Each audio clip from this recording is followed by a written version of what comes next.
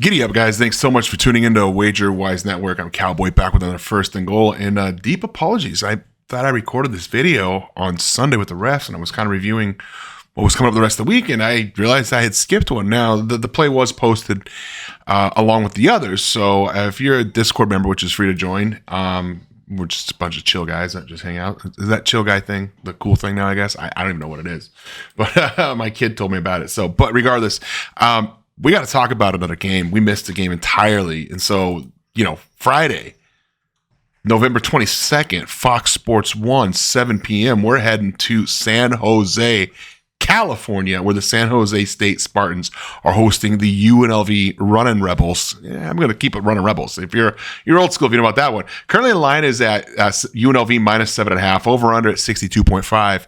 This did open up at minus 8, and it is now opened up at 62.5. And you've seen some steam to the under, and you've seen some steam to San Jose State. A lot going on here, guys. UNLV is fighting for their lives to play in the Mountain West Conference Championship.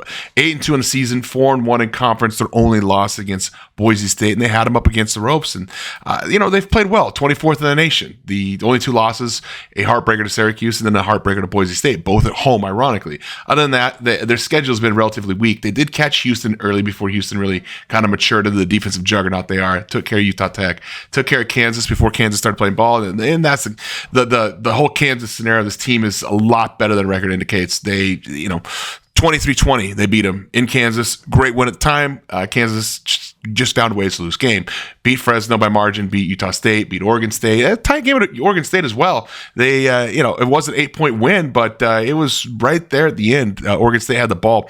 Was it pass interference? I don't know. I watched the game. I hate making that call that late in the game, but I'm also in the same vocabulary, same mindset that if it's a foul in the first quarter, it's a foul in the fourth quarter. So I thought it was pass interference. Lost to Boise, and then tight win at Hawaii. Had to fight that one away, and then just most recently, just took care of San Diego State in their last game. And so now they got a game against San Jose State, and San Jose State guys, not a bad team in their own rights. They've fought some battles so far this season, and beat Sac State, big deal. Took care of Air Force, big deal. Took care of Kennesaw, big deal. Lost to Washington State 54-52. It was a tight game. They had it right up. They were right on that game. Mater took over late, got the win for Washington State, but it was 54-52, and I think they were 14-point dogs there, and they absolutely covered, played well.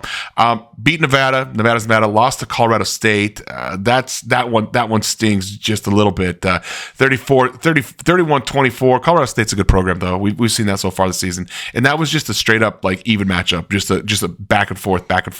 It was 24-21 5 minutes ago, and then Colorado State did get a touchdown 2 minutes ago to put them up 10, and Colorado State closed it out with a field goal. Tried to do that, kick a field goal early, score again.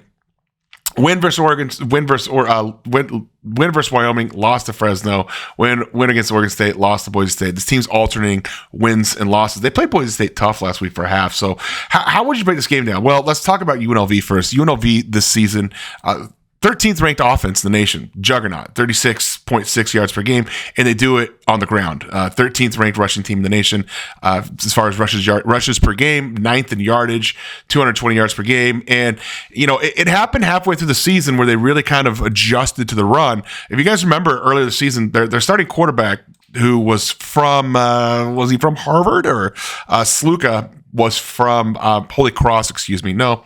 Yeah, he was from Holy Cross. Matthew Sluga from Holy Cross. He came over there and he ran rickshaw to start the season. His kid looked fantastic. Then after the Kansas game, he just flat out left the team. Said that, hey, I was promised X amount of money. They didn't give it to me.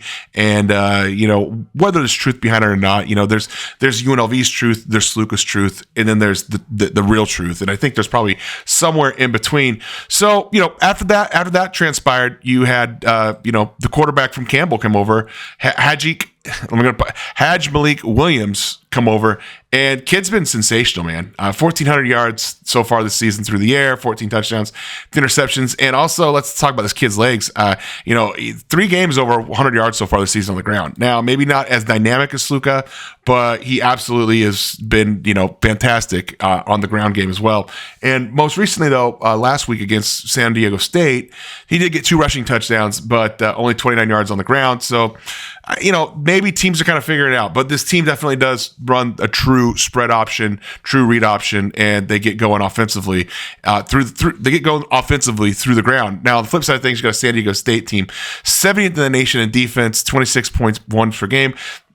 Anywhere between like 40 and 70 is pretty much the same. There's not a lot of difference as far as points per game. You have to dive a little bit farther into the numbers. Not a great rushing defense on the surface. You see them 150 yards per game, which is 66th per nation, but they're actually really good at allowing opponent opponent yards per rush. 3.6 yards per rush, which is good enough for 27th in the nation. So while you're running against this team, and teams do, tend to run against them a lot less, and while they're seeing a decent yardage, it doesn't correlate out well. I mean, they're stopping you. They're not allowing you to run for big breaks on them. They're allowing you to get little nickel and dime yards here. Passing defense, 94th in the nation, 248. Overall yardage, 83rd in the nation, 398. So defensively, his team is leaves a little to be desired. And they don't necessarily make up for it on the offensive side either. They're 26.4 points per game, which is good enough for 64th in the nation.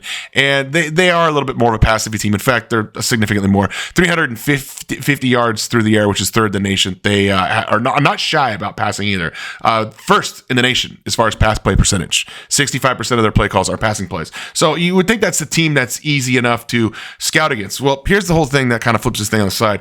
UNLV is a rushing defense. They hold you to 116 yards per game, 25th in the nation. They are not a passing defense. They 115th in the nation. They allow 264.3 yards per game, which is 115th in the nation, as I just stated. So you really have an opportunity to pass against this team. And while some of those numbers are slightly skewed, as UNLV's had a good time at getting ahead of people and force them to throw, it's not necessarily San Jose State's forte. They've been playing teams parallel, and they're comfortable. They just flat out want to just throw the football. And they've had success, against Washington State, they were able to throw. Against Colorado State, they were able to throw. Against Fresno State, they were able to throw a little bit. Didn't get the touchdowns, but still able to throw a little bit. But regardless, it's a team that's vertical. They want to go vertical, and that to me is kind of a signal here. So how I think this game's gonna go down. Then you're gonna see a high scoring affair. I do think that you see steam to the under, maybe because it's how important this game is to UNLV. And if they're gonna play a good defensive game, they've got to. If they're gonna play a winning game, they've got to play good defense. And I think UNLV probably does find a way to win this game. I don't like San Jose outright as a dog, but I'll be honest, guys. I think the 7.5 is just a bit too much. I think it's going to be a competitive game. I really do. And you haven't really seen that many tight spreads so far this season on San Jose State. If they're going to win the game, they're going to win the game. They're not that. So far this season, UNLV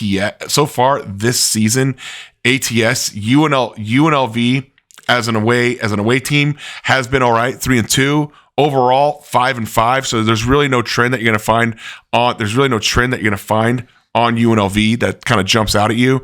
On the flip side of things, San Jose State really found their strength out of conference here. 4-0, 5-5 overall. As a home underdog is where you want to buy teams in. 0-1. They haven't really had that opportunity this season as a home underdog. So, it's kind of taken lightly. That was against Boise State was the only time they're a home underdog. And like I said, they were competitive with Boise State. They hung with them. It was 21-21. They were actually up 2014. It was 21-21 with 6 minutes to go in the third quarter. And then Ashton Genty took over and just kind of grinded down on them and wore down on them. Now, I think that UNLV, although they have a good rushing attack, and I don't think they have the rushing attack that Boise State quite does. And I know the numbers don't always equate out to that. Like, if the raw numbers would tell you otherwise. It'd say, well, actually, UNLV's got a better rushing attack. I think that they learned a lot from it, though. Like, you just played a team. Your last opponent was against Boise State, who wants to run. And now you got the week off, and you take the time. You didn't have a bye week by any means, but you got time now to kind of relax and reevaluate, and you don't really have to draw much game tape out. You can watch and learn with what you just did. And this team does have 6 wins, so they are bowl eligible, but I think that they want to play spoiler. And, the other thing with UNLV is they don't control their own fate. And yeah, they do need to win the game in order to keep their conference championship hopes alive. That is factual, but they don't control their fate. They need Colorado State to slip up still. They need Boise State to slip up still. UNLV could run the table, but because they don't play Colorado State and they already lost to Boise State, even if Boise State has 1 loss, which I don't foresee that happening, Boise State would still get in over them. So they need a little help along the way. Now, Colorado State doesn't play till Saturday. So you're still going to go into the game with the mindset, hey, we got to win. We got to win all these games. I get that. And I understand that. I understand that entirely. What just jumps out to me, though, as I said earlier, in the whole scheme of things is UNLV's inability to defend the pass. And I think San Jose State will have success. Eggett's been fantastic at quarterback since taking over for Brown, and he's looked the part. I mean, the kid's got 1,700 yards. He is a little turnover prone. He's got 8 interceptions. That part is a bit concerning. I do understand that, and people kind of would, I wouldn't shy away if people said, man, he's a turnover machine. But you take a look at UCLA and what they've done defensively with turnovers. They're not exactly a great turnover team. They are. I mean, they get a ton of turnovers, but I don't think it's a sustainable rate. It's similar to what BYU was doing. Opponents interception throwing 13th in the nation. And takeaways per game, 12th in the nation. A lot of it was early season, and as of late, you haven't seen them really kind of dominate the takeover game like they have in the past. And also, guys, a lot of it is weak competition. I mean, San Diego State, Hawaii, Oregon State, Utah State, Fresno, even Utah Tech.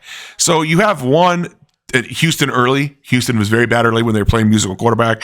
Before they found their quarterback of choice when they were still playing the kid Donovan Smith. He wasn't a quarterback. So you have 1, 2, 3, 4, 5, 6, 7 opponents. 6 of them aren't making a bowl game. So 6 of your 8 wins are against really putrid opponents, and that's where you really found your turnover ratio. So it's like I always say, guys, like you can't look at the numbers and just pull the numbers and say, hey, this number makes sense for this. You have to look elsewhere and dig it into why.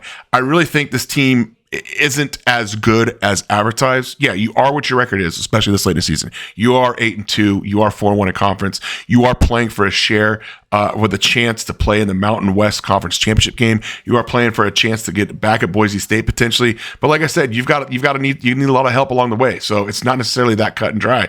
So for me, guys, I think if the writing's on the wall, if you've been paying attention, listening at all, 12 minutes in the books. I'm kind of excited about this game, and I think you got to take San Jose State plus 7.5. And for me, guys, that's the look. I don't want the money line. I think it's going to be probably like a 34-30 type of game. I think it's going to be pretty tight to the over-under. I would lean over, but as you guys know, I'm not an over-under capper, so take that with a grain of salt. But yeah, $1 million on the line. What are we taking? San Jose State plus 7.5 on this beautiful Friday night.